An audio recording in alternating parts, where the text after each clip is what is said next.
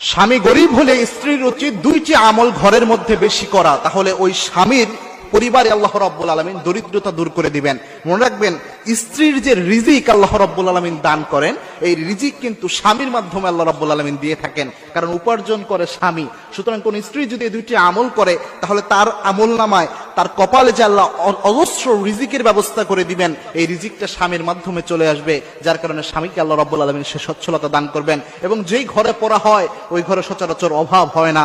তার মধ্যে এক নাম্বার যে আমলটা, এটা আল্লাহর হাবিব সাল্লাল্লাহু আলাইহি সাল্লামের দেওয়া অত্যন্ত গুরুত্বপূর্ণ একটি আমল, যেটা ইবনে মাসউদ রাদিয়াল্লাহু তাআলা আনহু তিনি নিজে করে তিনি উপকৃত হয়েছেন। ইবনে মাসউদ রাদিয়াল্লাহু তাআলা আনহু যখন অন্তিম শয্যায়, বাইহাকী শরীফে এই হাদিসটা এসেছে, ইবনে মাসউদ রাদিয়াল্লাহু তাআলা অন্তিম শয্যায় অবস্থায় ওসমান রাদিয়াল্লাহু তাআলা তাকে দেখতে গেলেন।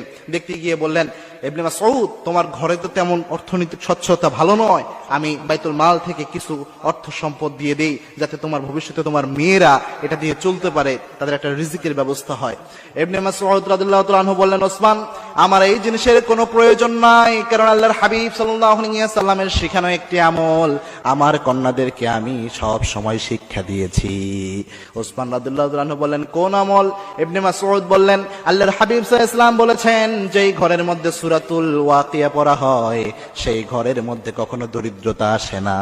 আমার মেয়েদেরকে আমি আদেশ দিয়েছি তারা যেন প্রত্যেক দিন সূরাতুল ওয়াকিয়া পাঠ করে। আমার মেয়েরা সূরাতুল ওয়াকিয়া শিখেছে, এই সূরা ওয়াকিয়ার উপর তারা আমল করে, সুতরাং দরিদ্রতা তাদের আর আসবে না ইনশাআল্লাহ। আপনারা এটা নিয়ে চিন্তা করতে হবে না। এবং কি ইবনে মাসউদ রাদিয়াল্লাহু তাআলা আনহু এই সাহায্যটা তিনি নেন নাই, এবং অরিজিনালি তার মেয়েদেরকে আল্লাহ রাব্বুল আলামিন সচ্ছলতা দিয়েছিলেন। দুই নাম্বার যে আমলটা, এই আমলটা আল্লাহর হাবিব সাল্লাল্লাহু আলাইহি ওয়াসাল্লাম জানিয়েছেন, এবং কি আমলটা অরিজিনালি আল্লাহ রাব্বুল আলামিন নিজেও জানিয়েছেন। এই আমলের কারণে আল্লাহ রাব্বুল আলামিন সচ্ছলতা দান করেন, সেটা হচ্ছে ইস্তেগফারের আমল।